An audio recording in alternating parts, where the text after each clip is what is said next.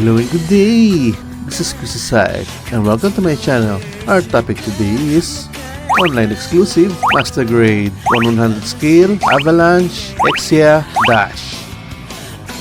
Appearance on Mobile Suit Gundam 00V Battlefield Record. Now, I did say the word dash, but if you check the box, this is what you'll only read. Even if you go to Gundam Wiki, that is also what you'll see. So they spelled dash as dash. This is my second time encountering dash spelled this way, and the first one was K-Dash from King of Fighters. So don't get confused with these two in the future, since they are different. Again, this is an online exclusive which you can get for. The other way on the other hand is first, get any of these Exia variants, though I would highly recommend the Ignition mode because it comes with silver chrome blade, while the other three are just grey plastic parts. Also surprisingly, it is regular release as well. Then get the online exclusive Avalanche Dash unit and just recolor it to Exia colors, since that option part is paired with Master Grade Astrea F.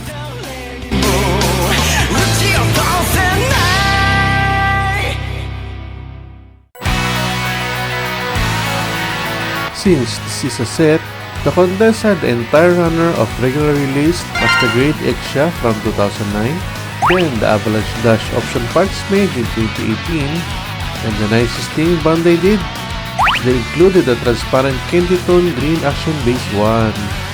With all those parts, you have the option of building whichever you want: Exia, Avalanche Exia, and Avalanche Exia Dash.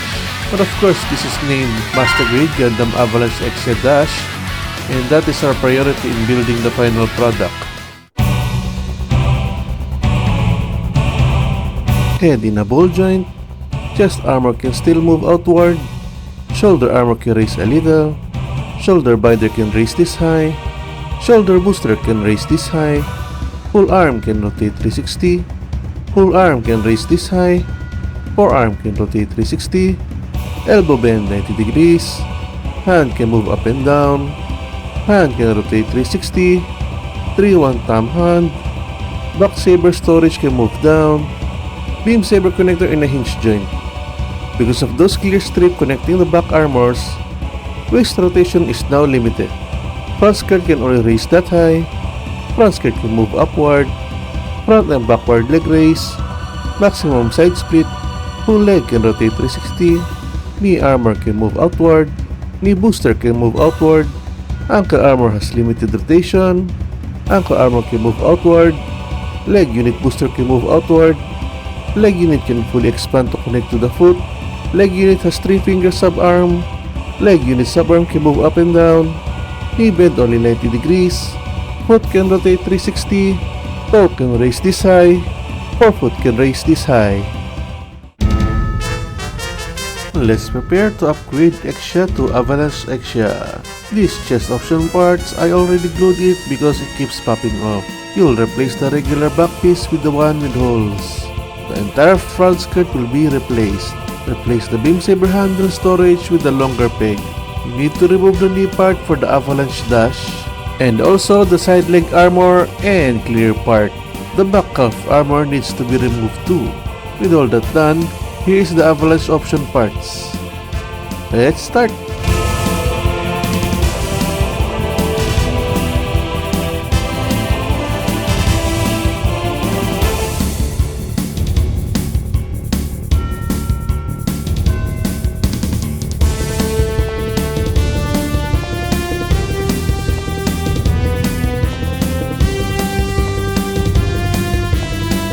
And here we have Gundam Avalanche Exia.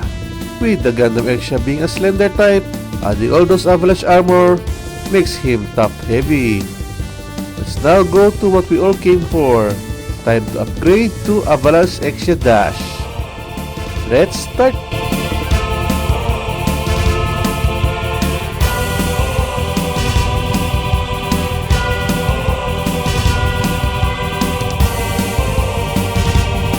And finally, the topic of the day, Gundam Avalanche Exia Dash.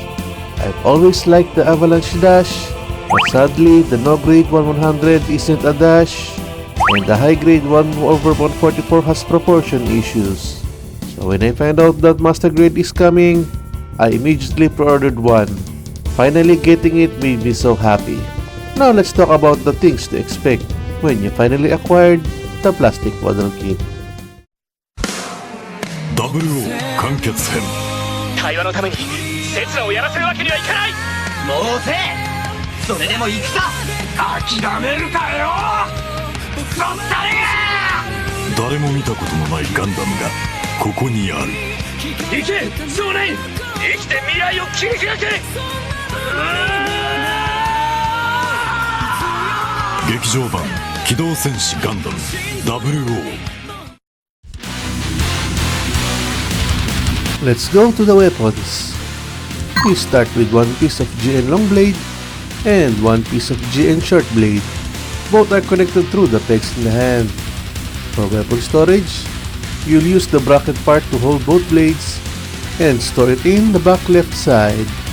Next is one piece of GN sword. Due to the forearm armor, the GN sword is held in an awkward angle. For weapon storage, the same is storing it on the back side but on the right side. Next is GN shield. It still has the expand feature, and again, due to the forearm armor, the shield is not securely connected and also in a diagonal angle.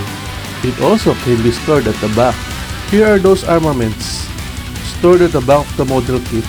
Beam saber effect with rectangle peg. Here it comes with 2 pieces of long beam saber effect and also 2 pieces of short beam saber effect. You have 4 pieces of beam saber handle, all located at the back of the shoulder armor. Last but not least, beam saber effect with circular peg. We get 2 pieces of this to be used for the foot part of the avalanche dash unit. Let's start with the extra problems. The head back fin likes to pop off. Weapon held by the peg easily removed when accidentally bumped. Without the front and back crotch armor, the inner frame immediately opens up. The white back part on the foot tends to pop off. Because of how the foot is made, it feels off and at times feels floaty when you hold it. They could have just given us the chrome blade instead, like the one in the ignition mode. Last but not least, they could have also given us an LED unit. Now for the avalanche problems, the chest small armor easily pops off. Due to the avalanche forearm armors, it holds both GN sword and GN shield in a weird angle. The replacement back armor has a weak connector for the avalanche back armor. Avalanche back armor also has a problem on connecting. The white and blue parts at times would pop off from its connections. And last but not least, Power Booster tends to disconnect. Now in overall, personally for me, for such a big mobile suit, it has very few decals available. Nendoroid Umaru, Pigma Ikamusume, High Grade Bear Guy San, Hero Grade Crossbone Gundam X1, and Master Grade RX-78-2 version 3.0. Despite he is categorized as an online exclusive kit in Japan, you can actually see them being sold as regular release to US and Asia. I just went to the mall's toy store last month and so they have a stock of this kit as a regular retail. With the Master Grade X-Shot 2009 paired with Avalanche option parts from 2018, they also did this treatment again on the RJ line, where it is the rear grade X-Shot from 2014 paired with Avalanche option parts from 2025. When holding the entire plastic model kit, it doesn't feel solid and too shaky for my comfort. On a rare chance, some parts will pop off. I still think this is worth buying, especially if you like thick and bulky mobile suits. You just need to accept it has many flaws. With all that said, I am giving this a score of 3 out of 5 stars. I do hope we finally get a Master Grade X-Shot 2.0 in the future. But until then, we'll just hope for the best. Thank you for watching, and with that said, till next time. 優しさを信じすべてを許して慈しむようにただ分かち合って分かり合って